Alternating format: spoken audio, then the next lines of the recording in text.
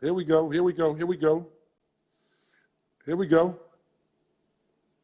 Oh, what up? What up? What's happening? What's happening? What's happening? What's happening? Greetings, greetings, greetings. What's up, big bro? What's up? Yes. Hey, man, listen, man. Y'all my guys, man. You know, listen, man. I'll tell you something about life, man. You know what I mean? When you're younger, you know what I mean, you get a chance to flow with each other. Then you grow up, and then you have your family, and then you expand. And in y'all case, you know what I mean, y'all left the United States and y'all went to the motherland. You know what I mean? You know, so tell me about what's been going on with the brothers, you know what I mean, with the boys. People, again, hey, listen, I told Bilal the other night, I'm telling you, this is no lie. I've been doing this for about 4 or 5 months. And when I post, I'm averaging a certain number. I'm telling you, I put up this flyer and I put up the boys flyer and I'm talking about it went through the roof. The love is so real, man. The love is so real. The love is so real, man. It's so real. But tell me, of course, I know we're doing it in parts. We're going to do, of course, you know, Bilal and Taj, then we're going to do Kyrie and then Hakeem. Is that correct? Okay. Yeah. So tell me what y'all been up to, man. Tell me what's going on with y'all. Hey, man, we've been living, man. We've been living well also. Living well. You know what I'm saying? Yes, living well. Focusing on our families, you know what I'm saying? Focusing on spirituality. Yes, sir. Focusing on health and wellness, you know? Sir. Yes, and sir. so focusing on family, you know what I'm saying? So that's been the focus. Exactly. That's been the focus. Yeah. So, you know, music is in our DNA. It's in our blood. So anybody who knows us knows that we always got something cooking. We always got a new track. We always working on something, developing and honing the craft. So. So let's take it back a little bit for people that don't know. You know, even though y'all were young kids, y'all grown men at this point. How'd y'all get your start? Yeah. So basically. And by the way, Bilal, how old are you now? I am now 41. 41. I met you when you was 8 years old, Bilal. Wow. That's crazy. I met you when you was 8 years old, dude. Wow. I remember. And listen, and watch this too. I remember last night I watched Jay Leno when I watched Arsenio Hall. And they was all making a deal about you wearing your shades. And you wasn't having it no other kind of way. You had to have your stunners on. That's my Lokes. That's your Lokes, right? Do you still rock them? Particularly Lokes, okay? Anybody from Cali knows Lokes are for the OGs. Right. so tell us how you got your start, man. Tell us how you got your starts. How you got your start? Yeah, we got started, man. Our parents always encouraged us to be involved in the arts. And so, you know, our parents were really forward-thinking people, you know what I'm saying? And my grandmother also, she had a theatrical ensemble called Wajiha Theatrical Ensemble based in Long Beach, California. And so she would work with young people and develop their drama and theatrical skills. And so, you know, my mother, she would put us in the class and whatnot. And so we kind of grew up just getting a feel for that type of thing. You know what I'm saying? And then, you know, my parents, they always would expose us to music around the house. They bought us musical instruments and encouraged us to try and play.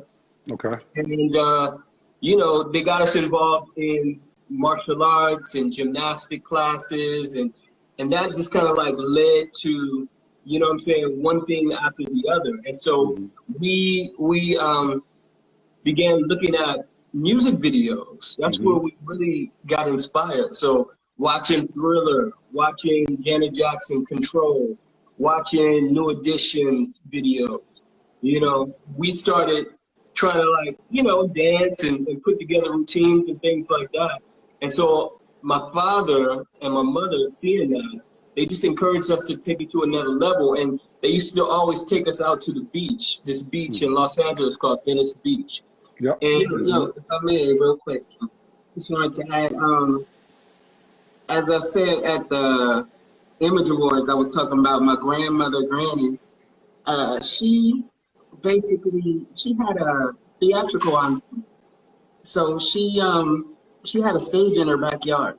So we would put on plays in the backyard, you know, dressing up different costumes, and you know. So she had us performing since way back at, you know, in Wajiha Theatrical Ensemble. Yeah, so my pops and my mom, they would take us out to Venice Beach, and anyone who knows about Venice Beach, it's famous for its boardwalk performers, right? And so we go out there, we see people performing on the boardwalk. You got the juggler who juggles bowling balls and fire sticks. You got the one-man band who plays like about 6 instruments all at one time. He's got all of them rigged up to where he played flips, and they went out there. Okay, they came in. But you had all these performers out there on the boardwalk performing. Mm-hmm. So one day, it was Father's Day came around, and we were trying to figure out what we wanted to do for our pops. We wanted to do something nice for him. And so we asked our mom, we were like, you know, what do you think we should do? And she was like, yeah, you know, maybe you guys should go out and do something on the boardwalk for him. Wow. And so we put together like a little routine. My pops took us out to Venice Beach on the boardwalk. We found a little area, you know, and we had a boom box, and we cranked that thing up, and we did our routine, and you know what I'm saying? I think we made maybe about like $100 that day. That's pretty heavy. It was good for our first time. And so we were able to take our pops at the end of the day out to dinner. You know what I'm saying? Wow. And my pops was just so proud of us, and so you know, just proud, you know. Wow. And so after a successful day of doing that, we decided that we wanted to come back. Or no, my pops asked us, like, you guys want to do this again, you know? Mm-hmm. And so we decided we would come back every weekend and start performing on the beach. And that's kind of how it got started. And so were y'all singing, or were y'all, like, what was your whole routine? Yeah, we were dancing and lip syncing to all dancing and lip syncing to all the hottest songs. It didn't matter who. And as well as like some of the karate sets that we learned. We do the karate sets to like some Michael Jackson, like we to beat it. You know what I'm saying? We do our karate moves. So Bruce Lee heavy in your house? What's that? Was Bruce Lee heavy in your house? Oh yeah. We love Bruce Lee, man. Bruce Lee. We were just like, it was a house full of boys. You know what I'm saying? So you had all that energy up in there. And so our parents are always trying to find some way to channel that energy into something positive. Wow. And so we were able to, you know what I'm saying, take our karate katas and mix it with gymnastics. And then we take dance moves that we learn off of watching music videos. Got it. And we mix it all together. And we were doing the choreography ourselves. We were putting this stuff together ourselves. Really? Yeah. And then we go out and we perform, you know, every weekend, every Saturday, every Sunday. We do about 8 shows, and we were doing it consistently. We were doing it consistently, and you know, we ended up like drawing huge crowds, like really hundreds and hundreds of people. I mean, it was crazy. Every weekend, we became like a feature on the Venice Beach boardwalk. So people would come there. People would come there actually to see y'all, or they would bring people to see y'all. Like, see these kids. People, I mean, we met people, you know what I'm saying, from different, because Venice Beach is famous, you know what I'm saying, and we've met people from all over the world who would be like, yo, I remember seeing you guys on Venice Beach. This was before we even had a record deal. You know what I'm saying? Wow. And so people from all over the world would be at Venice Beach. And so we'd have huge crowds, man. And we'd have people donating. We'd have our little box out there, and people would donate and put money in the box. And so we ended up buying my mom's a car. You know what I'm saying? And let me tell you this too. Like, our parents, they always wanted to make it an educational endeavor for us. And so every day at the end of our work day, we'd come home and my pops would make us count all the money. You know what I'm saying? Because we were like, 8, 9, 10 years old. So we'd be counting the money, you know what I'm saying? We have the 10s over here, the 5s here, the 20s in this pile right here, the change, all of that. So it was kind of like an educational experience. We're learning business and counting money and doing accounting and stuff like that at the same time, you know? Wow, that's amazing. That's amazing. That's absolutely amazing. How long did y'all perform out there before y'all actually got, and who discovered y'all? How'd that come about? We were out there well, we discovered ourselves, man, really, you know what I'm saying? I'm talking in terms of getting to Motown. Yeah, well, here's how it happened. Okay. So we were on the beach for maybe about 4 years. You know what I'm saying? Oh, wow. Okay, so it took a minute. Yep, we were out there for about 4 years. And then we met someone out there at Venice Beach, a guy named Greg Seltzer. Got it. And he had a recording studio because he and his partner, they did something called Kid songs? No. Greg and Steve. They did like children's songs, almost like Kids Bop, but back in the 80s, they were doing it. They were pioneering that whole market. And so we met this guy. He had a studio, and he knew a producer as well. So we teamed up with him. We did a demo. Okay, we did maybe like 4 songs or so, right? And then my mom's friend, she had a link up at Motown Records. Got it. My mom's friend had a link up at Motown Records. So what happened was we took the demo to 3 labels: Motown, Solar Records, Dick Griffey. And, Dick Griffey and MCA, right? Wow. And so we had meetings. We sat down in the offices with Gerald Busby. We sat down with it may have been Lil Silas. It was Lil Silas. Yeah. And then we sat with Dick Griffey at Solar, at the legendary Solar Records spot in the house. Yes. And you know, we sat, we talked and whatnot. It was just us and our parents, you know, and we presented our demo. And I think after a few days, we had offers from all three labels. So it was a 3-song demo. It was like I think it was probably about 4 songs, 4 songs. Yeah. What songs were on there? I believe it was Personality from the first album. May have been like Love Gram. Happy? Nah, not happy. It was some of the first ones. What do you think it was the song that got you the deal, or you think it was more so they Sunshine. Yeah, Sunshine. Do you think it was the music, or you think they actually seen the talent in you all? No, I think it was us, because we had already put in so much work, years worth of work. Got it. On the Venice Beach boardwalk. We were like pros by that time. You know what I'm saying? Because we had been there like hitting it hard, you know what I'm saying, for years, going hard.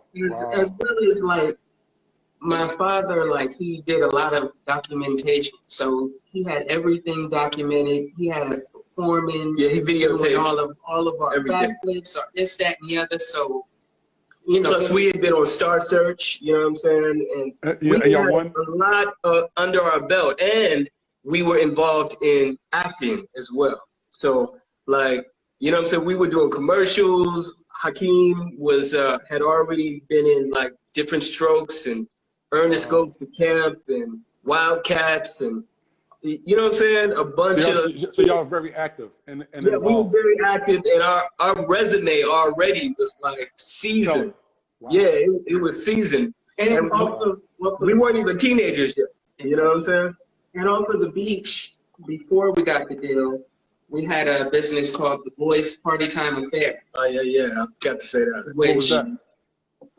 Well, it was we did private parties. So like after we perform at the beach, we go do private party. Like we get our clientele from the beach. So people would come up to us and be like, "Oh, my son's having a bar mitzvah," or "My daughter is having a wedding reception," or you know what I'm saying, "I'm having a banquet for some special occasion." And so we go directly after the beach, we go play parties. You know what I'm saying? And Still my lip pops still took lip us syncing. to- Still lip syncing. Huh? Yeah, still lip syncing. Wow. Exactly. And my pops took us to Taiwan, right? He took us to Taiwan. He took the whole family on a trip to Taiwan. And we went and bought rickshaws. And so we bought the rickshaws and we brought them back here to America. And so we perform at these parties. And then afterwards, we like give all the kids at the parties rides on the rickshaws and stuff like that. Wow. So and we were making like thousands of dollars. You know what I'm saying? These were parties, bar mitzvahs, like all types of parties. Industry parties, all types of stuff. You know what I'm saying? So were y'all essentially, in addition to your mother and father, were y'all kind of sort of managing y'all affairs, not necessarily managing yourself, but were y'all involved, your father and mother were teaching you that part of the business as well? Yeah. Our parents always did everything with an interest in kind of educating, because our parents are educators. My mom's a teacher, my pops was an early childhood educator as well. Wow. Wow. Okay. And so everything they did was with a directing us towards educating us. And so Got it. any business decisions, any type of anything we would do concerning our business and developing and forming our business, we were involved in the decision-making processes. Got it. Yeah. So now, wait a minute. Bob. Okay, so Bilal, what do you got going on individually? Because I know I got to get your other two brothers on. What you got going on individually for yourself right now? Yeah, personally, I'm working on new music. Though Okay. I put out a solo album like a year ago, and it's on Bandcamp. What's the name of it? Under Bilal Samadi. The last album I put out is called Infinity. Okay. So it's some R&B, you know, some conscious vibes. I got some reggae raga vibes on there. So just honing the craft, Okay. keeping at it, and yeah. So that's one of the main things I'm working on right now. Okay. What about you, Taj? I have out right now. Yeah, man. Just staying creative, man. You know what I'm saying? I got my fingers in a few different things, you know. Last year I wrote a book, which is a nonfiction book. It's called Rites of Passage. It's kind of taking some of our personal experiences that we've had on our spiritual journey, which is kind of the next chapter past the boys stuff. You know what I'm saying? Yes, absolutely. Yeah, and kind of incorporating that into the story that I created. You know, and it's definitely about spirituality, metaphysics, the occult, and ultimately it's about self-mastery. You know what I'm saying? Mm-hmm. And about young boys going through their rites of passage and maturing into men. You know, and so my book is up on Amazon. It's called Rites of Passage. You know what I'm saying? Got to get that. I got to get that. Yeah, I got to get that for sure. Definitely. Like great for the youth. Like I think the youth would love it. I got my children reading it now. They love it. It's a great book. I just finished it recently. How many kids each one of y'all have? I got three girls. Yeah, I got 3 boys. Yeah. 3 boys. And how old are they? Yeah, my daughters are 19, 18, and 13. Yeah. Wow. Yeah. Okay. I have 1, 4, 9, and 13.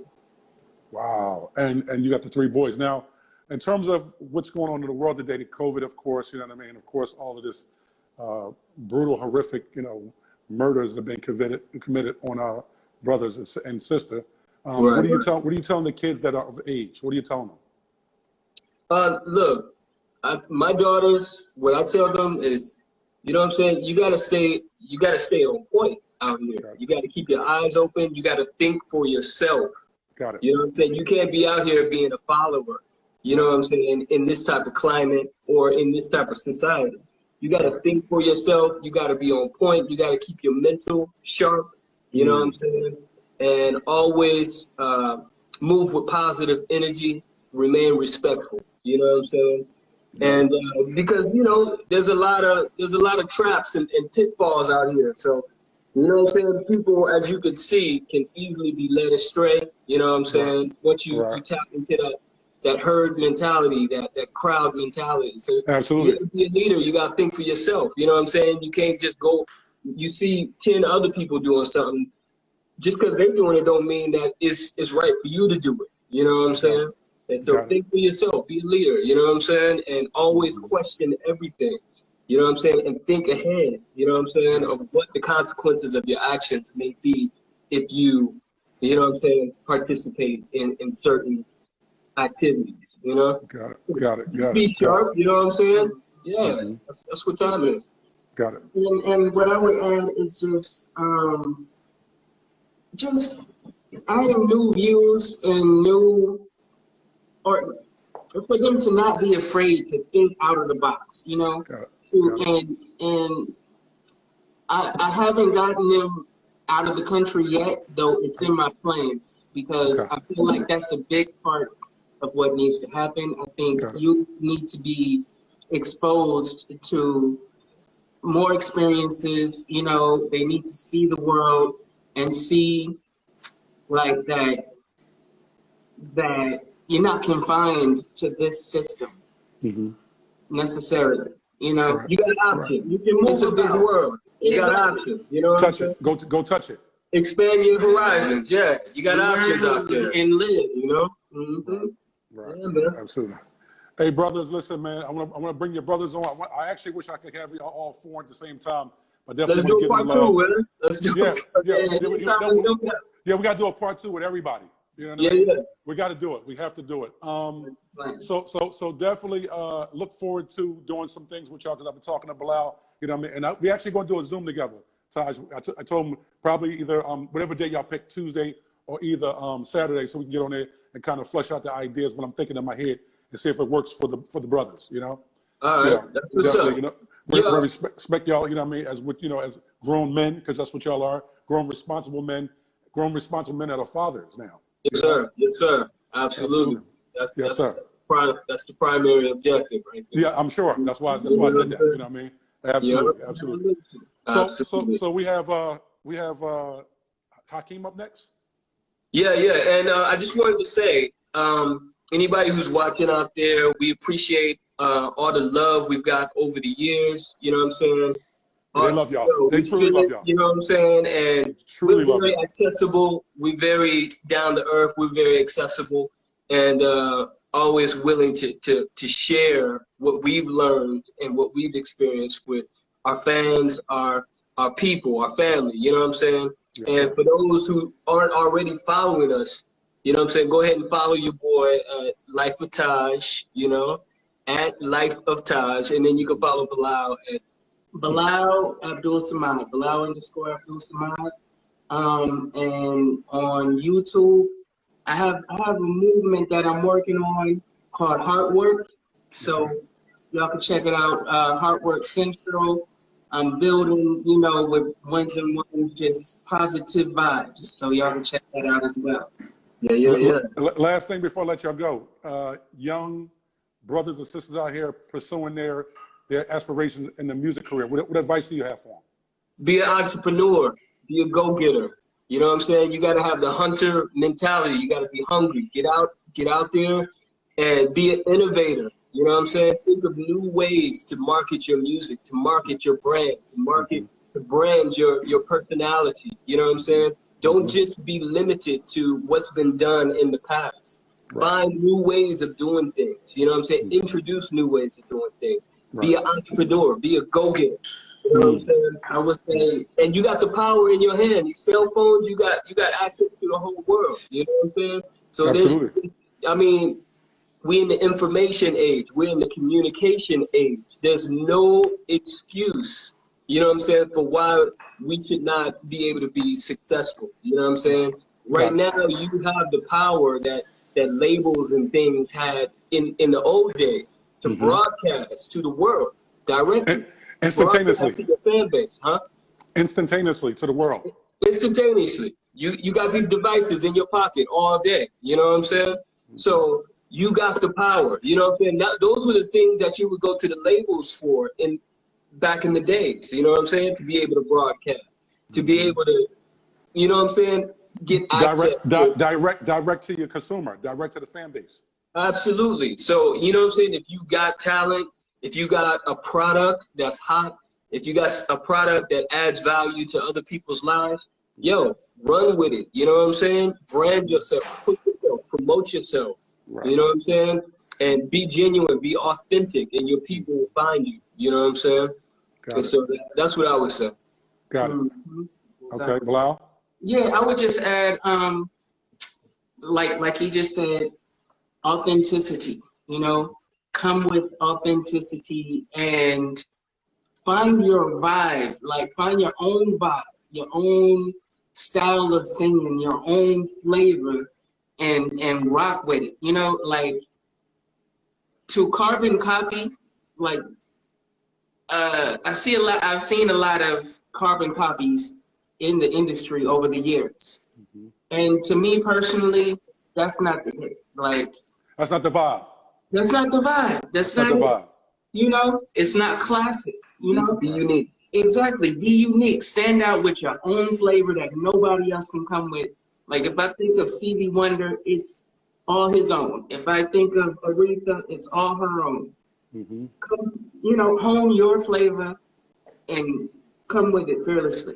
Yo, and let me just say this too. Yes, sir. Like we're on the cusp of a new era, a new age. You know what I'm saying? With all this, like the internet and social media and all this stuff, this stuff is new. It's probably not even 10, 20 years old. You know what I'm saying? And it's evolving each and every day. It's evolving. Every second of the day. Every second of the day. Absolutely. And so this is the era of entrepreneurs, man. You know what I'm saying? And this is beyond entertainment. I'm speaking to all my people out there. Like, if you got a product, if you got a service, if you got something that you think adds value to someone else's life, push it. You got the power in your hands. Absolutely. You got the communication, broadcast ability in your hands. Push it. You know what I'm saying? And people would be talking about, 2020 is this, 2020 has been the worst year ever. 2020 has been lit. You know what I'm saying? 2020 is the best. You know what I'm saying? Because it sat us down, allowed us to be able to like sit go inward, go inward, go inward. Get clear on what we want our vision to be going forward. You know what I'm saying? Get centered. It brought up old issues from the past that's being dealt with right now. You know what I'm saying? That this stuff, all this police brutality and racism stuff is coming up to the surface. It flushed it out. It got to be flushed out. You know what I'm saying? So all this stuff is beautiful. You know what I'm saying? And more is coming. 2020 then just got started. You know what I'm saying? And so this is the year to pivot and move forward and get clear on what you want your vision to be going forward and how you going to expand and be successful going forward into the future. You know what I'm saying? Like, don't miss the bus. Don't miss the train. You know what I'm saying? Like, you thinking it's all doom and gloom. It ain't doom and gloom. This is the shake-up to get you right. You know what I'm saying? This is the shake-up to get you clear. You know what I'm saying? Yeah, So, I talk about like much like a wheel alignment on a car. Right. Right? It's time for you to get aligned. There we go. I say, don't worry about Corona. Be concerned about the Creator. That's right. There you go. You know what I mean? You know, because that's going to take care of itself. But you should be really worried about whether you're aligned. If your alignment is on, and if you're off, then that's when you should be worried. If your alignment's off, you should be concerned at that point in time.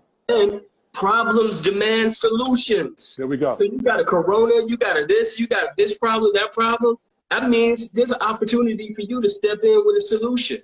There's an opportunity, and there's an economy built around these solutions. So there's you may not have the main solution, but you may have an ancillary solution or some type of service that feeds and provides support for the main solution. So listen, I gotta bring y'all back on. Opportunity. Brother, Hey, Hakeem's on deck, so I gotta bring him in. All right, thanks, big bro. Appreciate it. Number love, for sure. We're Peace love. out. Assalamu We're alaikum. love. We're love. Hakeem, where you at, Hakeem? Where you at? It's my bros right there. It's my baby bros, Taj and Bilal. We got Hakeem next. And then we got Kyrie. Where Hakeem at? Where's Hakeem? Here we go. No, that's somebody else. I gotta get. Crap. Kyrie's next. It's like Kyrie is next. Kyrie's next. Kyrie's next. Where's Kyrie? Okay. Where's Kyrie at? 1 minute. 10:05. Remember 10:05. All right. Where's let me see. All right, Hakeem is up here, so we're gonna grab it. Kyrie's next. Yeah. Hakeem is up next, then Kyrie. What's up, brother? Greetings. What's happening, brother? What's happening, brother? What's happening? Yeah, it's just Yeah. what's happening? That's a big question. Yes, sir. Take your time, bro. Take your Yeah. time. Take your time. Well, I'm here in West Africa. Yes. Um, What time is it over there? it's 1:54 a.m. 1:54 a.m. Yeah, a little bit tired, but we up. So, I'm on the music, definitely, as usual. That's my usual. Right. And I would say just here in Africa, it's kind of about building a new life, Mm. building a new life, So it's a lot of amazing stuff happening over here, and I've been developing a lot over here. Okay. Entertainment, music, relationships, and got a few different businesses I'm into as well. So, Care to talk about them? well, we're doing medicine, Okay. but local Okay. medicine. We're doing African fashion Okay. as well. We're and basically bringing like the local medicines, roots, herbs, shipping them worldwide. Got it. Same thing with the fashions. Got it. Also have a small restaurant in Okay. Gambia. I'm in Senegal right now, so a lot of times I'm in between Gambia and Senegal, they're neighboring countries. Mm-hmm. I own a home in Gambia. Mhm. Here in Senegal, I'm just renting an apartment, so Okay. I'm just kind of like back and forth. Is your But, family there with you, or are you by yourself? You pretty much by yourself. Yeah, I'm pretty much by myself. Okay. Yep. Got it. You have children, right? You have children. Yes. How many do you have? I'm gonna keep that one as a question mark, right? There we go. There we go. There we go. There we go. There we go. Okay. All right. But Okay. it's gonna be amazing, Okay. when I really come out more. Yes, But sir. I'm kind of keeping them on the Yes, low, sir. Yes, sir. at the moment. Okay. But yeah, I would say just the African experience really opens your eyes and puts you on another mind state. The things that I think about are not the things that most of my Black American brothers and sisters are thinking about. Things like, how can I have my own water coming out of the ground Wow. and being purified, Wow. right? When I'm in California, the water is so bad coming out the shower. I mean, I remember I stayed at Kai's house one time, and he was like, yo, if you want to rinse out a bowl, use this water, not the sink water. Wow. You know what I'm saying? I mean, so I'm like, are we going to have our own water purified? We need our own electricity, right? Oh. We need solar popping. And we Mm. need our own food. We need to Got it. know how our food was grown. Where is it Got it. coming from? You Got know it. what I mean? What quality? How's it being handled? You know? Mm. So some of these basic things is going back to zero, going back to the basics and starting to build up, you know. Africa puts you on that vibe, you know.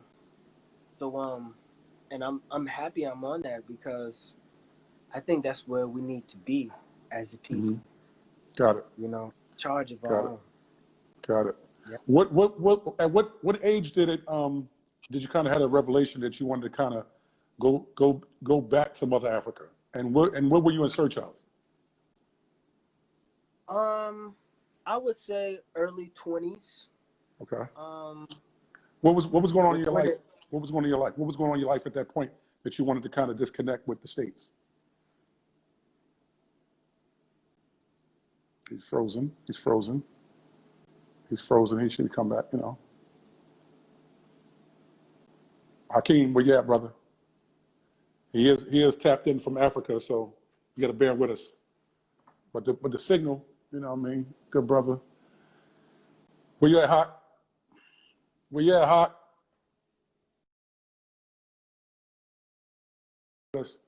He's coming back. Okay, he'll come back. He'll come back. He'll come back. He'll come back. This is pretty cool, huh?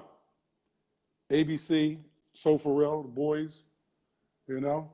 It's pretty cool. Hey, Ken, listen, man, you know what I mean? It's he's in Mother Africa, man. You know what I mean? He's in Mother Africa. He'll be back on. He'll be back. He'll be back. He'll be back. We're gonna get him back on. You know, it's a beautiful situation. I love my life. I love the relationships that I've cultivated over the years. J1s, what's up? Rashida Ali, how are you? La Rochelle, how are you? Let me see. Woo 1965, what's happening? Adrian Kadada? Okay. Let's see if we can get Hawk back in. And yes, he's over in Senegal. Isn't it amazing? Technology is amazing. We're speaking to him real time, you know?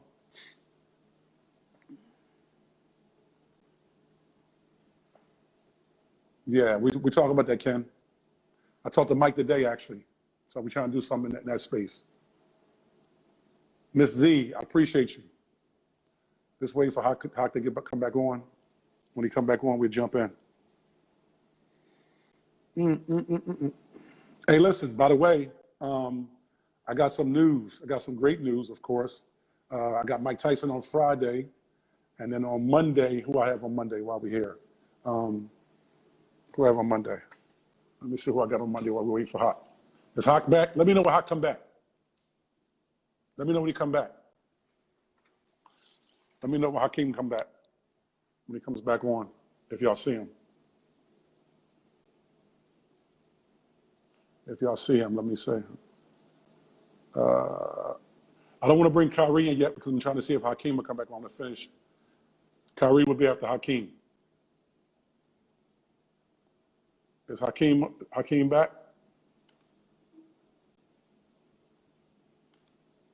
Is Hakeem back? Kyrie will be able to handle it. Okay. All right. So why don't we bring Kyrie in? Is Kyrie on yet? Is Kyrie on?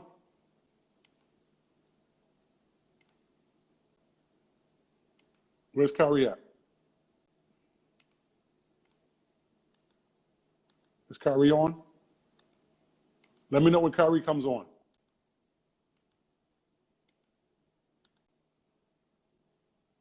Oh, remember. Okay. Okay. Got it. Got it. Okay. I got it. I got it, Bilal. I got it. Okay. Here we go. Here we go. Kyrie right here. Okay. Here we go. Here we go. Here we go. Here we go. The big brother. Here we go. He's on right now. He's on, Bilal. Gary Tapper, waiting for him to come in. Waiting for him to come in. Waiting for him to come in. Waiting for him to come in. Still say waiting. Let me see something because it's still saying waiting. Let me see something.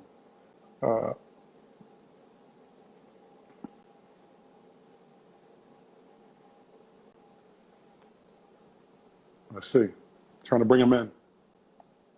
Technology. Okay, here we go. All right. You You hear, good? brother? You hear, Yeah, can you hear brother? me? You hear, brother? Right there. Huh? What's up, man? How you, Charlie? What's happening? How you going, man? How you doing? Hey, listen, brother, you know I'm over here. I am blessed. That's What's all. up? Just blessed. What part of the world you in? I'm in Orange County right now, bro. Orange County. The Wi-Fi, you might have to turn off the Can you hear Wi-Fi.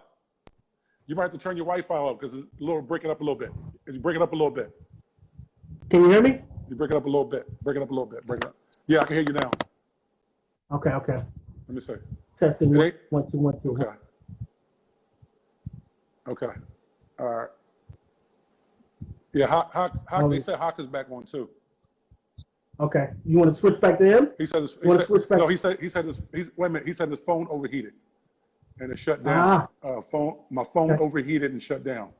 Cool. I want to give a I shout guess, out to Dime Piece Ken. yeah, I Don Peace. Yeah. hit the mix. So let And me then let me bring I Hawk saw back. somebody else too. Not to interrupt, but I saw somebody else say they wanted to see Snoop and Colt 45. Oh, don't know no, what don't that- worry about that. Don't worry about that.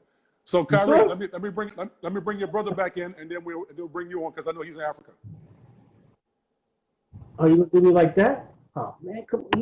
You know I Huh? got my time, bro. You know I gotta. Oh, okay, all right. Hey, listen, I'm just trying to be respectful to all your time. You know what I mean? That's all. Christ. You said Hakeem can wait, huh? You said Hakeem. Nah, you hit said he Hawk. can wait. Go ahead, hit Hawk. Oh, Because Hawk's okay. got the plan with the plants and the food and the water and all of that Yeah. stuff. Go Hawk. Okay, all right. Cool.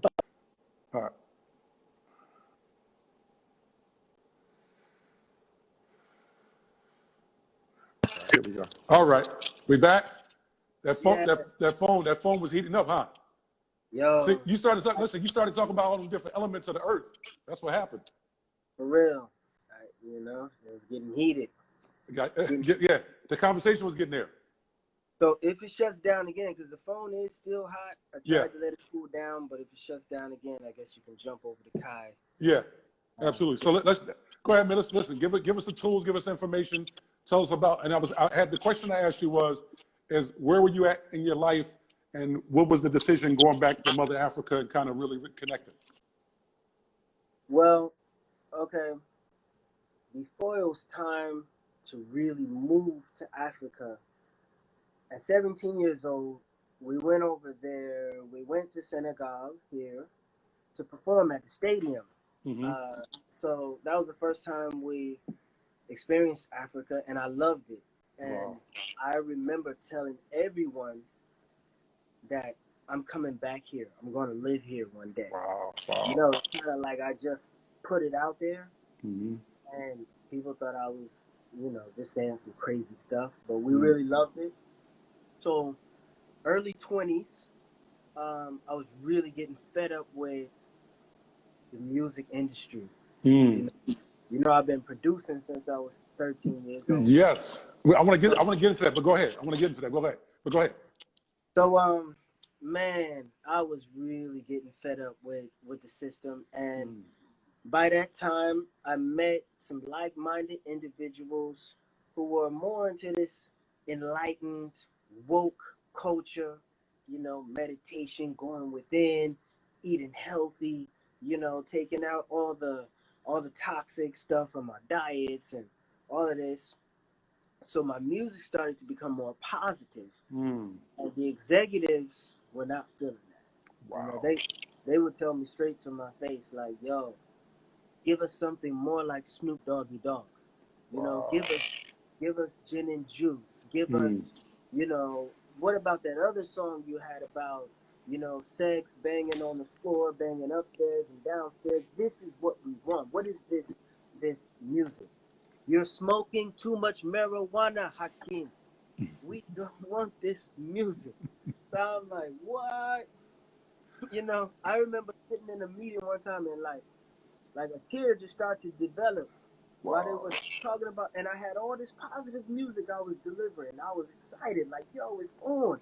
Every Wow. song has a message, you know, and I'd start to send beats to labels, and they'll send the tape or the CD. They'll send it back to you.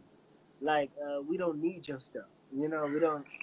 We listen, but we don't need it. Wow. I was like, man, this is nuts. And then the way we came up, I wasn't the type of person that's gonna chase a lot of executives around and please give me a job, listen to my beats and this and that. I'm just gonna do good work, you know. And if you like it, we can work with each other. But you know, I'm not about to chase these people. And a lot of these A&Rs and executives, it's almost like they want to big up, like Ego.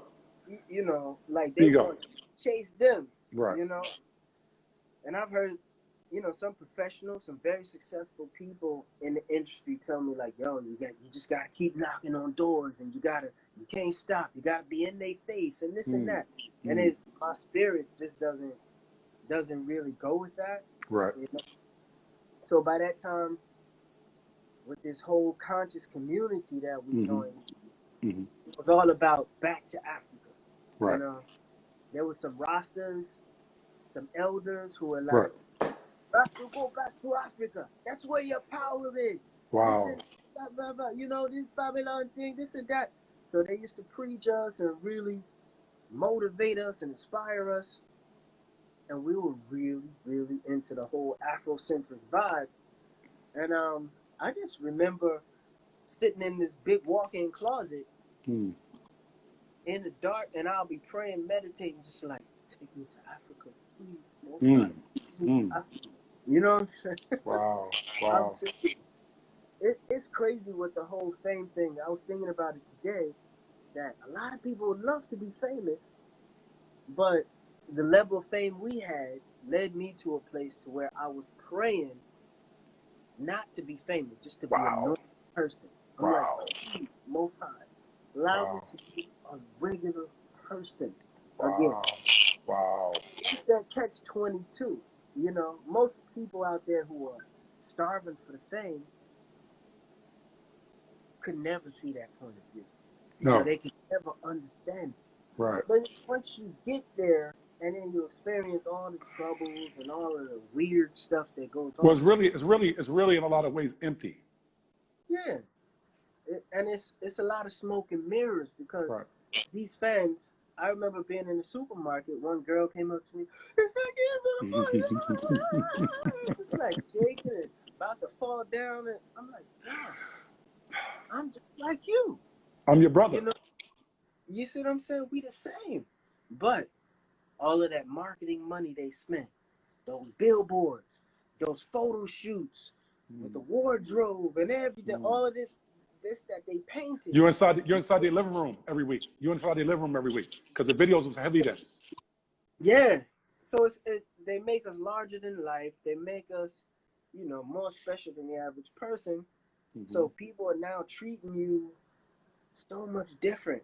And you start to feel like, man, I wish they would treat me like I was just a normal person.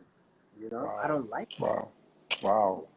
My brother Kyrie said in one of our discussions we were having, the group discussion, he was saying, you know, people, they get drunk off of that feeling of other people treating them like they're much more superior.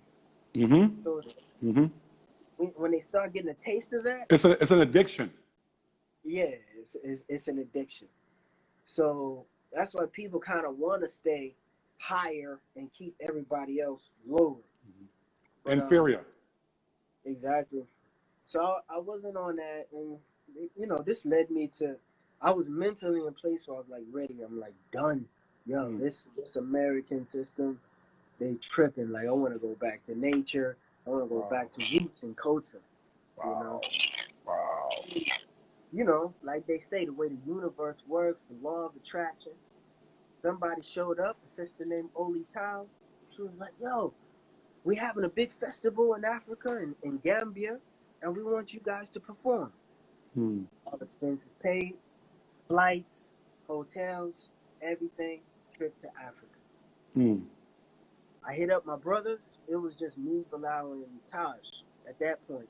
And I hit them up. I said, yo, if we can survive over there, let's not come back. And they was like, yo, I'm with it. So that was kind of our secret agreement. Wow. And so when we got to Gambia, we set up a little studio in our house and just started recording all the local artists. And we were rolling, so we just stayed. So they clearly knew who y'all were over there. So they, No. so they didn't know had y'all. no idea. Nope. So that worked for you. Exactly. We were just regular people again. Wow. But in Africa, if you're Black American, you're not really just a regular person. You're a foreigner, so you're kind of special. You're rare. You know what I'm saying? But we weren't celebrities. Got it. You can walk on the street and just have your peace, free space, free mind, free However thinking. you want, exactly. So it's a whole nother vibe. And I remember times the living standard is lower. You know, the technology was lower. The infrastructure in Africa was lower. So there was times when all the electricity would just shut off. And me and the brothers would just light some candles. We'd all sit in the living room and we just talk. We just share stories. And we started noticing like, yo, this is some next level.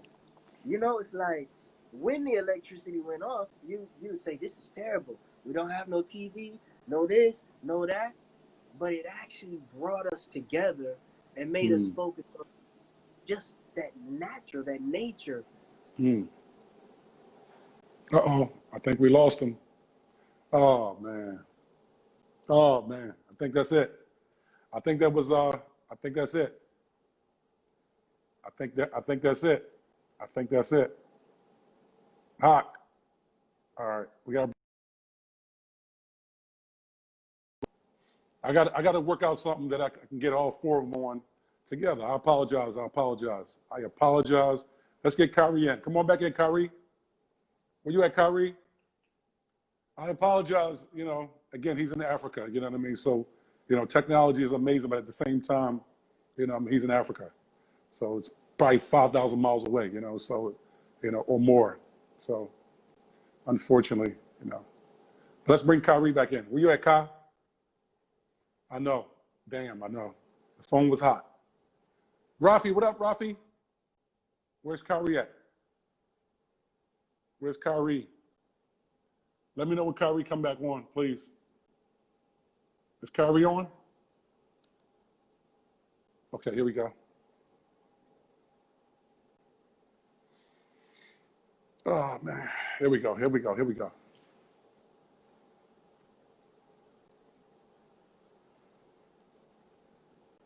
Kyrie's in. Big bro. Yo, what's up, bro? You gotta bring it on home for Can you your hear me? brothers. All right. You gotta bring it on in. You good? And we're done. Thanks for the interview, bro. This was fun. Hey Yeah, man, good listen, time. man. Let me tell you, we got to work it out. That we can all get all four of y'all on. Because I'm gonna tell you something. I told Bilal the other day when I post. I've been doing this for probably about since we came into the COVID space. I've been doing this brotherly love session, and I got to be honest. Okay. Out of all of the flyers that I put up, y'all got the most response. I'm talking about, you know, this collective. You know, you all, and of course ABC, and of course So For Real. So people were very excited about y'all. Extremely excited. How does that make you feel? No, whatever. Yeah, whatever. No, it feels good, man. To know that, you know, it was interesting. I was talking to somebody the other day, somebody that I met in Atlanta, and I think the special was on one special that we just did came on, and On TV One. he was telling me, yeah, I guess that was it, yeah. And he called me. He was like, "Dude, man, bro, like that song, man, those songs just bring back good memories, good feelings. So I say all of that to say, it's good, man. After all this time, you know, people still like they still have a feeling, you know, and that's what it's all about. Yeah. It's good feelings. You know? Yeah, y'all created a great feeling, and that's really what y'all represent. How did y'all, as brothers, because a lot of groups, they're brothers, but they don't stay together. I mean, again, was it your spirituality? Like, what kept y'all so locked in? Even though a lot of times y'all separated in terms of where y'all are in the world, but y'all stay locked as brothers. It's just time. Time people grow up. You know how it is. Even with family, unfortunately and fortunately, sometimes. Like some of your old high school friends, are you still Right. Got it. kicking it with them? You know No. what I'm saying y'all stayed locked. I'm saying y'all stayed in. Y'all stayed No, tight. we just happen to be lucky, and then also too, it was the way that we were raised. We were raised really tight, like, you know, 4 best friends. So I saw one of your questions was, you know, how much childhood did we lose? Yes. You know, we would take the whole neighborhood, bro, with us. Oh, wow. On the road. You know, we had people, friends dancing in the back. We had people helping us out with our clothes. We take our friends to Japan with it. We, you know, so we take the whole neighborhood. So y'all with us. did And have school. friendships outside of the brotherhood. Oh yeah, definitely. Got it. Definitely. Got it. Like Taj said, we put in a lot of work. We put in about 6 or 7 years before we popped off. And by that time, I was in the 9th grade. That's right when it popped off. Got it. I was in high school now. Yes. It used to be High junior school. First year in high school. Yeah. So we had the whole childhood. We had a fabulous childhood. Even on the road, taking our friends with us. Right. You know, we had a good What I loved when in your childhood is that your father was very. I remember the first week that I think he pulled you off the road and just had y'all working on the weekends. Although y'all had major records on the radio, he pulled y'all off the radio. I think 3 or 4 days out of the week, and just let y'all work on the weekends. Just y'all just maintain your childhood and just be kids, be regular kids. Right. So yeah, we did that for like 3 years, and that was mainly because when the first year we ended up buying my mom a car, and then he was like, "Listen, we take this loan out, and we buy this car. You guys got to keep making the payments, right?" And we were like, "Yeah." But all right, I want your word that you go to the beach every weekend. So that was one of the main things that kept us at the beach every week. Wow. Was car note. So the discipline was from a young age. Y'all were taught discipline very, very young. Correct. Right. Yeah. How does that affect your life today? What was that again? How does that affect your life today? It affects it a lot, you know. The way we brought up, people we hung around, you know, when we were kids, you know. It's just embedded in us, you know. And it's about being consistent with the message, you know. Got it. Basically, you guys and my dad was really consistent with the message. Got it. Over and over and over and over and over, even still now. Really? Still Right now, consistent today? with it. Yeah, it's like, Dad, come on, Dad. Jesus Christ. Dad, anything back, man. Hey, Yeah, listen. He stays on point with the message. Stays on point with the message. And how much did that affect you as a father? It was just natural. You know what I'm saying? I wouldn't say that I'm my dad. No, I'm saying what life lessons, I'm just saying. discipline, you know what I mean? What do you add as a parent? One more time. Say it. One more Okay, time. so your father had a certain way that he actually reared y'all. What pieces of it did you take and actually, implement in your father and raising your kids? One more time. You broke up. What pieces of your father giving you life lessons, teaching y'all, how to be responsible as young men that you actually implemented into being a father with your kids? Oh yeah, just passing it on to my kids and being there with them. At all times, all the sports events, even social events. And it's funny, my daughter is always telling her friends, like, "Hey, what's up? You guys want to go to the beach? Blah blah blah blah. And then, or you guys want to go to the movies? Right? She's telling her girlfriend, right? And then she'll be like, yeah, who's gonna take us? You know what? Let me call my dad. My dad, my daughter invites me out all the time to come out to dinner with her, and they think she's crazy and weird until I get there. And then they're like, okay, now I see why. Your dad he turns up. He goes. You turn up. But yeah, we have a good time. We're really close, really close. How many children do you have? I'm gonna be like Hawk, man. Be like, okay, like that. There we go. Minnie, you're No, I got two. I got two. Boy, Just two. boy and a girl. Yeah, boy and a girl. Got it. What do you? How old is your son? Son is 18. 18. What Son's 18. What are you telling them right now about what's going on in the world? What are you telling them? Basically, just kind of, keep your eyes open, keep your ears open, and main thing is how to speak to the audience. That's the main thing, and that's what I was taught when I was younger. All this wise guy stuff and trying to provoke them. They got the badge, they got the gun. I was told that a long time ago. Long time ago. Okay. And yeah, give them respect. Right. Give them respect right off the bat. And I've been in so many incidents, so many predicaments with the police, just pulling me over. And where I've been in the wrong, I've been in the right, all types of stuff. But speaking to them correctly, giving them their respect.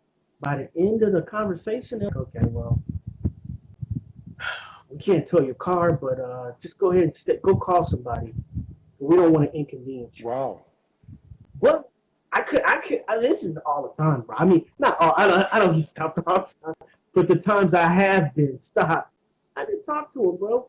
I remember one time I was coming back from. I was out doing some work with Terry and Jimmy in Minneapolis. I was out there for like 4 months, and then I fly back in to meet up with a friend, and I'm like, yo, let's go to Malibu. We're gonna go and have some dinner. We stop off. He picked me up from the airport. We stop off at the beach, smoke a joint, watch the sunset, and then go on to the restaurant. We get to the restaurant. We decide we don't want to go. Damn. Malibu sheriff pulled me over. Wow. I get to talking to them. They split us up, and it's a bunch of them. They put me in the back of the car, everything. They said, "Listen, Kirby." Kirby. Said, "Listen." They gave you a new name. Kirby? Yeah. They found a little bit of urban there, whatever. That we were watching the sunset, and they were like, "Whose herb is that? What's in it?" I was like, "Listen, officer, just got off the plane, my friend up. We stopped by the beach, smoke a joint, watch the sunset. We're gonna go have something to dinner." And then they all start dropping their heads. Mm-hmm. And they told me to go back to the car. They had me come back out, had me walk the line and do flips. And I'm a gymnast, so did all of that stuff, and they let me go. You know what I'm saying? But that's the main thing, is just giving them their respect. They got the badge, they got the gun. I'm not messing with them. You know what I'm saying? That's a no-win, you I'm feel not like. messing with them. It's not a win Yeah. I mean, Yeah. for me, personally. for you. Yeah. Everybody's different. What have you, of course I know, but I want you to tell our brothers and sisters, what have you been doing this personally yourself since you kind of like left the business? I'm a camera performer. operator. Okay. Yeah, I'm a camera operator, camera AC too as well. So that's assistant camera AC.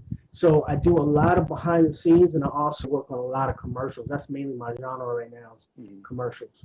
So like beauty commercials, Maybelline, stuff like that. All your cosmetics and stuff like that. Go ahead. So you, of course, I mean, I think you came. Did you come? You came when we was doing Ali, right? You came when we was doing Ali, right? I did. Right. I did. Yep. Right. So now, and that was like the beginning stages of you. And that's when I started. Yeah, I was about to say. Go ahead and that was say the it again. beginning stages. But now you pretty much got your foot in the ground, really, really solid. You're pretty known in the business at this point. Pretty much, yeah. And there's different levels. There's different levels, as well too. So, like, you have your television, You have movies. You have the reality world too as well. Then you have commercials too as well. Then you have traveling, the documentary stuff. It's so many different things. My main thing is I like to travel a lot, so I travel a lot. Yeah, so that's basically it. Just kind of living the dream. You have aspirations to be a director now. or just more a camera operator? More producing. Producing. Probably just producing, pulling talent together now. Okay. With the with the different applications that we have now, you know, with the phones, and you know, you can easily hire people Okay. easily to help you bring your vision to life real easy, and then put it out. Got it. Then put it out. Got it. Got it. So, I mean, like what you're doing right now. I mean, it used to take a huge production to put this together. Yeah. You know. Yes. And so now all you need is a light and maybe an assistant or somebody, you know, a daughter or a cousin or, you know, next door neighbor to kind of help juggle a couple of things. And you know what I'm saying? You're good to go. You know? I essentially got one Yeah, no more gatekeeper. Yeah, I essentially got one person. I do everything else. I got one person that helps me out with things more around, not on the production side, but yeah, on the production side, I got my guy JV. You know what I mean? So we kind of rocking it, Right. you know? But yeah, something that take 4 or 5 or 10, 20 people, now it's 2 people. You said you got Jay-Z No, producing it? JV. V. Oh, JV. JV. Okay. JV. Okay. You said, Okay. you said Jason. Oh, ho. No, Oh. JV. Yeah. So let's jump in a little bit on the boys. Let's jump into that. Let's jump into the boys. Let's jump into, okay. Do you have any regrets on your career? No regrets. No regrets. We had a lot of fun. Traveled, saw the world. Got to reset. You know, a lot of people don't get to do that, and got to reset too, without any baggage or anything like that. Like, you know, going off and doing drugs or, you know, alcohol or anything crazy. Just got to reset, healthy wise, and you know, got to see have a whole nother life inside of this one life. You know, had a few lives in this lifetime. A few lives. Been interesting, to say the least. Got it. Few. What's your greatest moment? What is your greatest moment you feel like in your career? I would say that first couple weeks we start going on tour, Mhm. and then my dad sat us down and was like, "I'm proud of you guys. You know, Wow.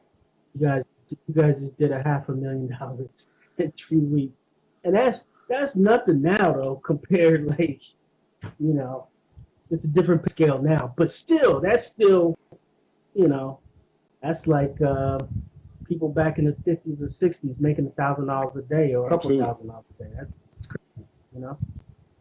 Absolutely. I asked ABC earlier. I said, when you watch the Jacksons or watch New Edition, and you seen them girls screaming and hollering for them, you know, did y'all realize that y'all were on that same level, and people were like, again, the level of scream? Because I seen a video, I seen a concert. It was like in a stadium, and them girls were literally losing their mind about y'all, like losing their mind. Did you understand the magnitude of what y'all was into at the time?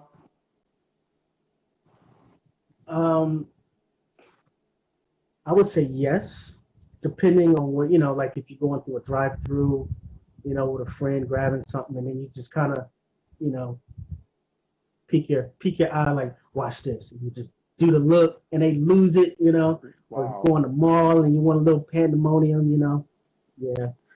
So you used to purposely create havoc. I mean, create pandemonium. Sometimes, yeah. If you want to, yeah. Wow. Easily do it. And so a lot of times too, you know, I think like, yeah, you know, it's a couple different generations now. Nobody knows me. I'm good. I'm cool. Man, bro, I'll get some people out of nowhere, some kids out of nowhere, like, oh my God, aren't you? And I'm like, whoa, crazy. Really? Yeah. So you think you can walk around, nobody would know you? Say it again? I said, you think you could walk around, nobody would know you?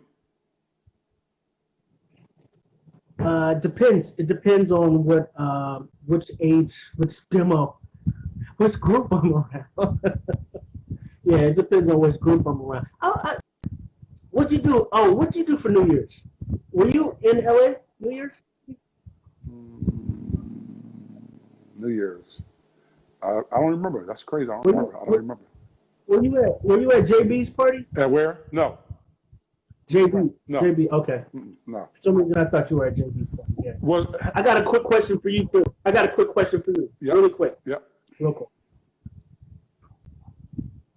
What advice would you give Charlie Mack 20 years ago?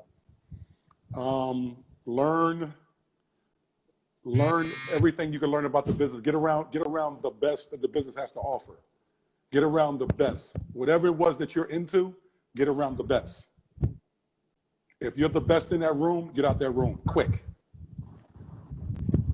That's what I would do. I always say that. Like, again, if you're trying to be, much like what Kobe did with Michael Jordan, he studied Michael Jordan. If you're a boxer at that 20 years ago, study Mike Tyson. If you were an actor, study Denzel and Eddie, 20 years ago. So for me, it's just about surrounding yourself with the greatest. Create a world-class atmosphere. Okay. The last one. Yep. This one right here. My daughter, since you brought that up, I'm looking for a real estate, I'm looking for a real estate model, not a real estate model, I'm sorry. I'm looking for someone to mentor my daughter in real estate. In real estate, got it. There's a young lady, and she's in California. Preferably somebody black, preferably. But if not, that's fine. You know what I'm saying? But yeah, my daughter's in California. She's in college right now. Okay. And I think that would really be something exciting for her, Well, on the East Coast, my daughter's mother is an extremely successful real estate agent. So she could do Skype with her, Okay. And actually she's into mentoring. You know what I mean? She's into Okay. mentoring. But then I believe I have another sister that's in LA, Jada's friend. She's in LA. I believe she's still there. So I'll find Okay. out. And then we'll talk. But I'm saying for sure, my Okay, daughter's cool. mother, All right, cool. probably Yeah. mentor. Yeah, Okay. but that's the thing. For our people, Yeah. I'm tired. I've been tired of it for the longest, years, 20, 30, 40, 50. I've been tired of it. Hearing us always say, give us our reparations. We don't need to ask nobody for nothing. We need to get ourselves together. Do for self. Period. We need to be on the stuff that my brother's talking about. Where's our water at? Where's our food? Where's our clothes? Where's our shelter? Our basics, And then we need to pull our money together. We need to create our own recycling black dollars. Or there's some game. A couple people been calling me like, hey, why don't you put in some money and get on my board and all of this stuff. And you get up to the top, then you get paid. We need to create an app, okay, where everybody just put in their money. It's all automated, and it's recycling. It's recycling our money, and we're empowering ourselves. We don't have to ask people for nothing. Right. I'm tired of it. Right. You know what I'm saying? Right. So I got off my soapbox. Let me turn it back over to you. Oh, no, it's all good. Go ahead. Has the career up to this point been fulfilling and met your expectations? One more time. Has the career been fulfilling and met your expectations up to this point? Yeah, it has. I thank God I didn't get a chance to see any sacrifices or anything like that. I hear these crazy stories all the time with people talking about these parties and blood and people naked and all this type of stuff. I haven't got a chance to experience that, thank God. I've seen some crazy stuff, but nothing like that. Yeah, it's been fun. Like, from helping people out, surprising people. What's the thing that you do with the kids when the kids are Make-A-Wish Foundation? Yes, Make-A-Wish. Being able to do that. Yeah, it's been incredible. It's been incredible, and the journey's still not over. Do you still love the game? I do, especially now. because you don't need much now, you know, Got it. and you don't really have to be tied into mainstream. Mm-hmm. You know, there's a lot of people. We could probably have a discussion with me and you. You could tell me about some people that you know on YouTube, and I probably never even heard of them. Right. And they probably got like hundreds of millions of views, you know, and followers. And that's what I really like too. It's like there's so much room out there for everybody. Got it. You know? Got it. Got it. What advice do you have for young brothers and sisters pursuing their career in the business? Like my brother said, stay true to yourself. Mm-hmm. And then also too, you don't have to. I mean, everybody has a different way of doing it, but you don't have to wait until you're ready. Mm-hmm. You know, because that rarely ever comes. You know, Mm-hmm. just jump out there and do it. Just put something up, put something out. You know, and sometimes you don't even have to be in front of the screen Mm-hmm. to do it either. Mm-hmm. You know, and if you don't have the capability of going out and shooting or the patience, you can hire people to do it. You can tell a story with pictures. You can do so much. You know, you can market your business. You don't have to be a personality. You know, you can leverage your business on social media and connect with your audience. You know, some type of way. Sky's the limit. Technology is here. Absolutely. What's next for the brothers as a collective? Well, right now, what we're working on is the family compound. So we got our own food and water and shelter and stuff like that, and also to constantly visit. Matter of fact, we united together around 2.5 years ago in Africa Mm-hmm. for a few months and cut a bunch of. Hey, Mama, I want to say shout out to my daughter, my EG. How you doing, sweetie? Mm-hmm. Okay, anyway. And those songs, we ended up doing a deal with partnering up with Sony, Afro Records and Sony. So we're working on putting that out right now. And it's pretty cool, you know what I'm saying? When the last time? I don't know if I answered. When the last time have y'all performed "Down My Heart" and "Lucky Charm"? And when the last time have y'all performed those records? Oh man, we just performed that. I think it was like right before COVID happened. We were had like a little circuit going. We were doing like some shows and stuff. It was How awesome, did it bro. feel? Crowd Great. was going crazy. Did it bug you out? They were Did it bug you going out? nuts. It sure did. You know what I'm saying? It bugged me out so much that I got so excited. Then I woke up and was like, God damn, was that a dream? And I was dreaming, Charlie. God damn it, Charlie.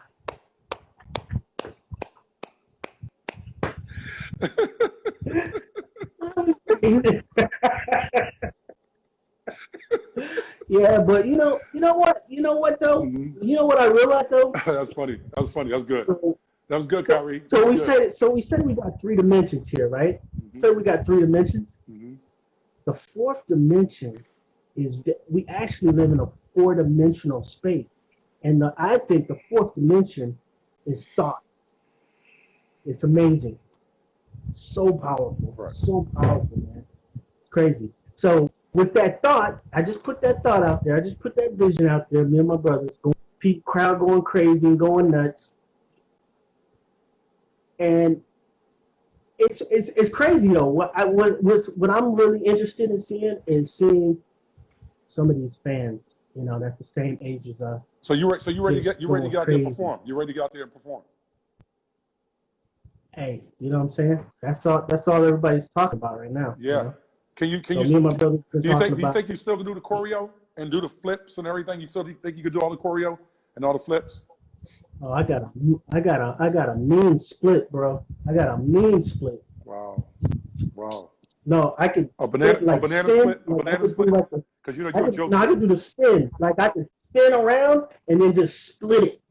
Okay. Is it a banana split or what? Because I know you're a jokester.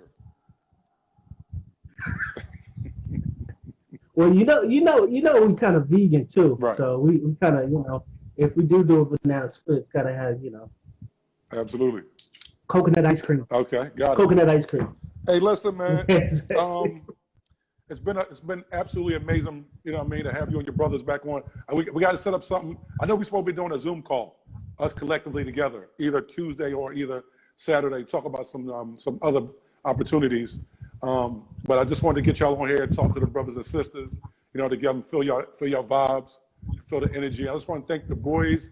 Just want to thank y'all, you know what I mean, again, you know, Bilal, Kyrie, Hakeem, of course you, Kyrie, you know what I mean, for coming on and sharing with me this evening. You know, I've known y'all for a long time. And it's been nothing but amazing. Y'all been solid dudes from young boys, and y'all solid as grown men. And it's been nothing but love. Do me another favor too, man. Yep. When you're gonna have Mike on, you said this week, right? I'm having Mike on Friday. Okay. Tell him I said what's up. Tell my brother said what's up. No, I'm gonna make sure that He was always. Yeah, I'm gonna make sure that he gives y'all a shout out for sure. Yeah. He was always a cool cat, man. We would always. Mike loved y'all. Yeah, Mike loved y'all. We got some good time. We got good times with Mike. Mike Man. loved Really y'all. good Mike times Tyson and Mike Tyson loved y'all. You know, my dad also used to manage Fox. Jamie? He used to manage, yeah. Oh, Jamie Foxx. He used to manage. Really? I didn't know that. Exactly. Yeah. He used to manage Jamie Foxx. Jamie was in Atlanta for a minute, and I ended up hooking back up with Jamie. I would see him all the time. You know, events where I'm shooting and stuff like that. Yeah, you was always hustling. You was always up there hustling. Yeah, I had to. I had my two kids. You know what I'm saying? You wasn't about no BS. You was working. You were grinding. All the time, bro. All the time, bro. Yeah, I got artists that I'm working with right now. I can't even say it. Say it again. You gotta go. You gotta go. No. I'm saying I'm waiting for you. You gotta go. Wait, we had 10:45, so about almost. We got a few more go. We get it out. Talk about it. You say you got some artists. Okay. Hold on.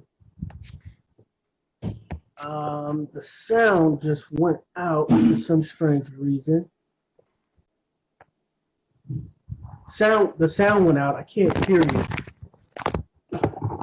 I didn't know how crude the Instagram platform is for live. Yeah.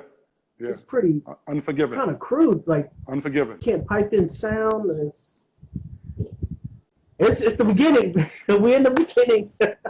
Horse and buggy stages. Horse and buggy. I can't hear you, bro. But you know, just throw me a kiss. There you go. Be blessed. I can't hear you, man. Yes, sir. But I want to tell everybody peace and blessings, love, and to all the honeys in the spot. Shouting Kyrie out. Oh my God. Okay. It's like that. And also too, I got my account hacked, so I had to create something. So I'm sorry guys. You can't stay in touch with me. But I love you guys. It's all good. Thanks, bro. I can't hear you still, but I see you. All right. All right. Hey, listen. I think Hakeem is trying to come back on. Let's see. I think Hot trying to come back on. Let me see. Let's see if we get. Let me see if we get him back on real quick. Let's see if we can get him back on real quick. Okay, here we go. You put it in the freezer? Yeah. You know, they never designed these phones, man. For us. No. Right. Right. Right. For the African. So that means we got to create another level of technology. Yo, we gotta have our own phones, our own laptops. Sometimes I'm like, how much time do I have away from the phone or the laptop? Right. If I find that I'm in front of the phone and the laptop most of the time, then I'm a slave to Steve Jobs and Bill Gates. You're on your Prince vibe right now, because Prince is definitely Prince was on that. Slave. Yo, man. We it's a lot of stuff we have to develop for ourselves. Yes. And really take it to the next level. Yes. I was talking about today, how we need a smart city with no Wi-Fi. Wow. Okay, Smart city. because all of this radiation that's coming from these phones. We need phones that plug into the internet. Mm. You know what I'm saying? Not this antenna stuff. You know what I mean? But it's only it's only us who're gonna do that for ourselves. They're Right. not gonna make that for us. Right. You know what I'm saying? They talking 5G right now. But anyway, you know, So as a young brother, 12 years old, you were producing and writing and producing your own album. That never, listen to me, it's unheard of for a young, they called you a young genius at a young age. Like, at what point did you actually realize you could produce and you could write, your album, take the creative control of, your sound? Like, at what age did that happen? I think it was around 13. That's when I did like my first professional production. Yes. Um, and I don't see it as like being a genius or anything. I was just someone inspired, a kid inspired by music. I loved it, and I had time to invest into it, like other kids probably didn't have time. Mm-hmm. And then our parents were very supportive. My Mm-hmm. mom would drop me off at the Guitar Center. That's the large store that has all the instruments and all the technology. Moms would drop me off at like 12 in the middle of the day and pick me up like 6. So I'd just be in there all day asking these guys, like, how does this work? I want to listen to this. So eyes is big. Eyes are this big. Your eyes were this big. Like, Yeah, what is the, right?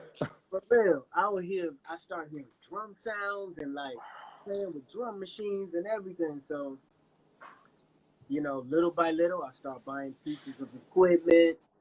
I had support from my parents, or if I had to save up myself. I get the machine back at home. I didn't understand it. I called the store. How do I do this? What do I do to make this happen? So I was just going after it. And I think anybody can do that. I'm no special genius or anything. Anything you love, you can master it. That's Wow. what I'm. So you didn't accept the part when they would call you genius. You didn't accept that, even back then. Yeah, not really. I mean, because especially in music, you always learning. Okay. They'll call me a genius now just because I have a lot of like a large body of knowledge, of musical knowledge. Working with Babyface in LA, we learned a lot. Teddy Riley used to pick me up, drop jewels on me. We go bowling, just drop jewels on me. Dallas Austin, come pick me up at the crib. I go spend the night at his house. He's working on beats, showing me everything, giving me sounds. DJ Eddie F used to hit me up with sounds. Everybody just supported me and gave me love. So I was soaking up all this knowledge. So all this body of knowledge, now people want to say, you're a genius. I'm still learning. I still got a lot more to learn. So you were a sponge. You are a great sponge, if you will. Exactly. On the job training. And to me, music is kind of like math. It's geometry. It's what is this study of the universe? Kind of like physics. Right. So Physics.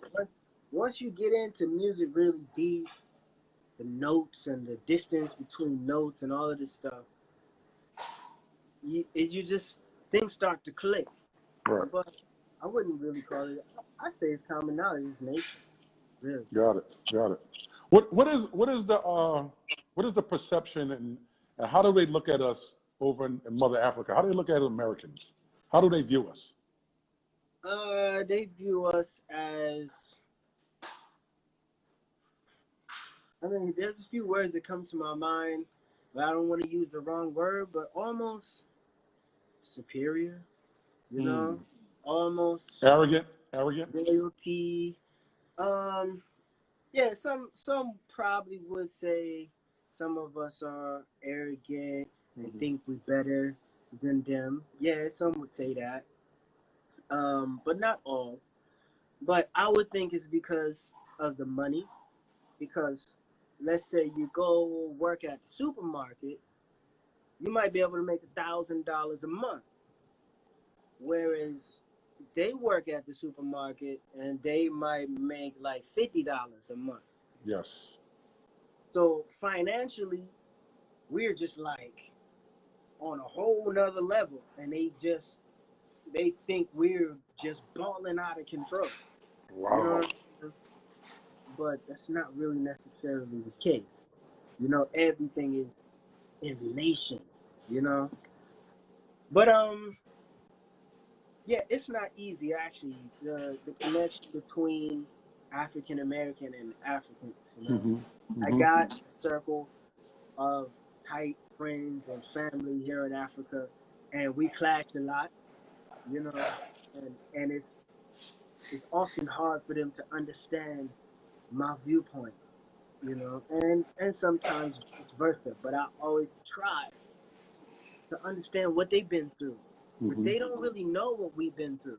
Mm-hmm. The George Floyd situation is now opening the eyes, like that's what goes on over there. They thought we all balling out like these rap videos. Wow. You know, they think we got gold chains and a nice car, that everybody is living like this. You know?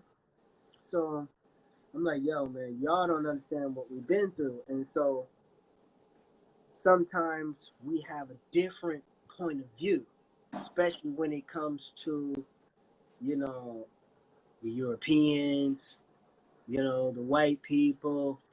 I think Africans kind of view them differently than the Black Americans, who are kind of raised in this Afrocentric vibe, you know.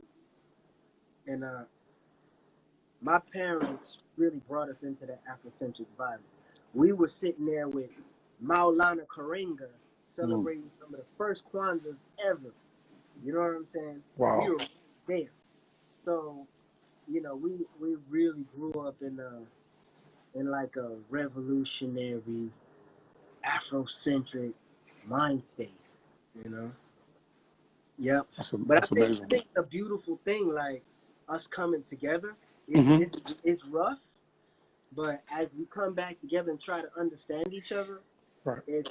it's creating a beautiful harmony, you know. Yep, The synergy. for real. Absolutely. It's not easy though. What country do you suggest Americans coming that have never been to Africa, where would you suggest they go? If they stayed over for 2 weeks, what that trip look like for 2 weeks? Where you would suggest they go? I think I would suggest first to try out the countries that are more English speaking, right? But even here in Senegal, they speak French and local African language, but it's still nice, and you have some amazing places to visit, like the Door of No Return, where all the slaves, you know, were shipped off. So Senegal could be nice as well. Gambia is the reggae capital of Africa. All right, Wow. so Irie vibes. If you know what the word Irie means, it's very cool. South Africa, if you need that higher level of infrastructure, you know, it's a little more developed, but you got to go to the rich areas to be safe and to be in all of this modern luxury. You got to stay in the rich areas. Once you go in the hood, you're going to feel that fear. I mean, I'm serious. I went to a studio in the hood, like just carrying my backpack that had my laptop in the back. I was like, yo, I did Really? not feel comfortable. Really? Like, Wow. it's off the chain in the hood. People coming up missing, like all types of stuff. So, Have you been to Mozambique? We filmed Ali in Mozambique. Had you been there? Have you been there? no, never been to So Mozambique. Mozambique is deep South Africa. Okay. Yeah. So literally, the Civil War probably ended like in '90, right? Yeah. And so the place, like, we had to build our like city because it was totally Right. like desolate, like totally like just done. So we had to build up the town because it was only shanty towns that existed. Exactly. Wow. You know? Wow. But let me tell you something. The experience was so amazing though, because when I went inside the shanty towns, it just blew my mind. Because I spent some time in Joburg. I spent some time in Soweto. You know, Right. I spent some time there. So for me, it definitely, like the very first thing I did the first day was get on the ground and kiss the ground. Like it just was, it changed my whole, I'm talking about, listen to me. Prior to me actually going to Africa, I felt like whatever I did prior to that, it was non-existent. Mm. Do you feel like you feel the same way? Yeah. As soon as you Wow. smell that air, you know, the vibe, it hits you. Right. When I went to Soweto, I had this strong feeling like, you know what? In my life, I have to do something to eradicate poverty. Wow. Because these young people was running up to the car begging for money. It was like so many beggars everywhere. And I just felt sad. Like, and this is why so much crime, so much violence. It's all linked back to this money. Mm-hmm. You know, I was just preaching to somebody today. I'm like, I have a solution for poverty. I know y'all not gonna feel me, you're not gonna like it, but I have a solution. Mm. And I think the new generations have to come up with these solutions and put them in action. And my Right. solution was everybody got to get checks. Right. You know what I'm saying? Right. Everybody got to get paid monthly. So Right. now we all on a similar playing field, and we need free education. You know what I'm saying? For all. For And all. there's enough money in Africa Mm-hmm. to do that. Right. There's enough resources to make Right. that happen. Right. Give everybody $300 a month, and I'm telling you, they gonna be balling. No, let me tell you the annual salary that you said $300 a month. Let me tell you the annual salary in Mozambique was $300 a year. The annual in Mozambique. 80 of our US dollars was equivalent to $1 million of their currency. Exactly.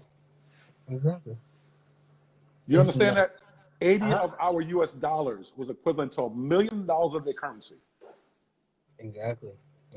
And I believe that's why they make it so uninviting when you see like the imagery of Africa when you see it. Because I'm gonna tell you, I actually fed into some of the propaganda. Will didn't, but I did. And until I got there, like I went over there totally like, because they were sending us all kinds of nonsense every day. Until I actually got on the land, on the motherland, actually experienced it, I was like, this place is beautiful. It's beautiful. For real. Beautiful. Hey, listen, brother. Listen, we got. I know you in the freezer. You deep in the freezer. I appreciate you, brother. Listen, I know we're gonna do a Zoom at some point, either Tuesday or Saturday, and I believe Bilal's setting it up so we can we can get some things moving. But there's nothing but love for you, brother. Nothing but love for you. Nothing but love for you. Nothing but love. Yeah, man. Same here. Definitely. And I see the love. You see all the folks on there. They are loving on you, for sure. Yeah, much love back to everyone.